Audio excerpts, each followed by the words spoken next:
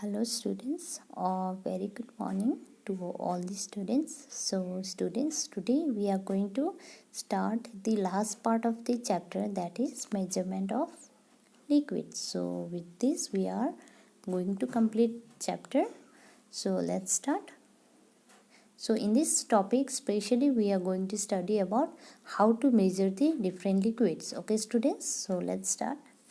Liquid are measured by their volume.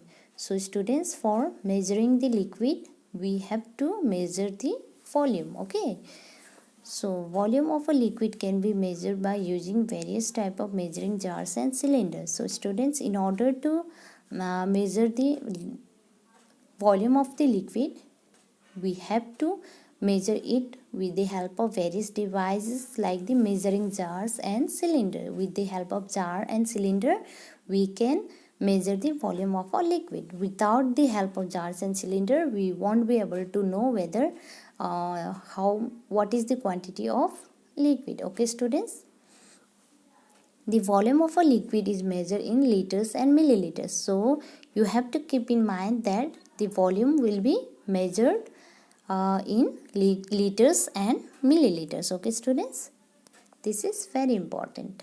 So 1 liter is equal to 1000 milliliter. Okay students, so you have to know this, that 1 liter will be equal to 1000 milliliter.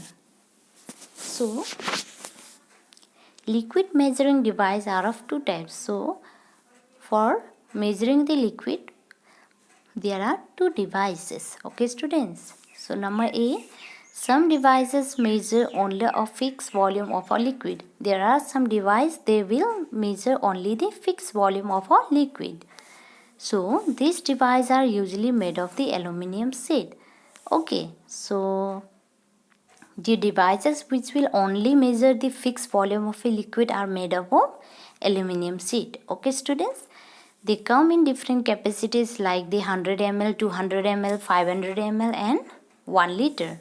So the devices for measuring a fixed volume of a liquid comes in different capacities, that is 200 ml, 100 ml, 500 ml and 1 liter. Okay students, we measure the volume of liquid like the milk and kerosene with the help of this device.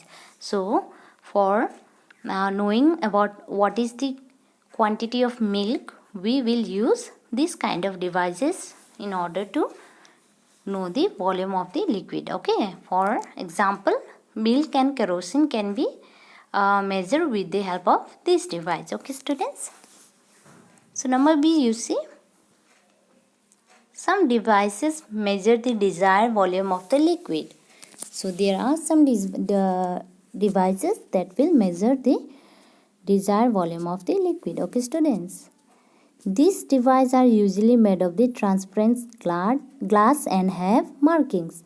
So before that, let me show you this image, that is measuring device. This is a measuring jar. Okay, this is a 500 ml and this is a measuring cup about 250 ml. So with the help of these kind of devices we can measure the fixed volume. Okay, and this is a transparent glass jar and this is a measuring cylinder. Okay students, so these devices are usually made of transparent glass and have markings. So you see, whenever we are going to measure any kind of desired volume, about like what if we want 10 ml, 5 ml, 6 ml, then we have to take this kind of jar or cylinder. Okay students, and they are transparent, that is we can observe, look at them, and they have markings so that we can mark according to our will. Okay students, or want. So since these measuring devices are made of glass, we are able to see the level of the liquid inside them. So I already told you that being a transparent glass or jar, it is very easy for us to look it and then the level of the liquid inside them. So these devices are used in science laboratories. So especially this kind of device are used in science lab. Okay students, because there are different experiment in the science lab, and then this type of jar or cylinder, they help in doing such experiment. Okay, students. So water dissolve many substances in it. So it is very well known to us after completing this chapter that water can dissolve many substances in it. It is one of the most common and useful liquid around us. That is also known to us that water is the most common and useful liquid around us. Okay, students. Nowadays, various human activities like the bathing of animals and washing clothes in water bodies are making the water dirty. So this kind of problem are faced by the water nowadays, because there are different human activities such as the bathing of different kind of animals or washing of clothes in the water bodies makes the water dirty. Okay, students. So it is a very serious concern, and we should always keep in mind that we should not make any kind of water bodies dirty. Okay, it is called a water pollution. So this kind of activities lead to water pollution. Okay, students. So we should not pollute the water.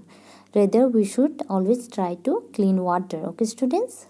Because water is very precious, and without water we won't be able to do any kind of work. And water is in our life is incomplete without water. So water is very precious and we must keep it clean. So that's all for today's class, and with this we complete chapter. So I hope you understood this. I hope there's no doubt. If there is any doubt, you can ask me. Okay, students. Thank you.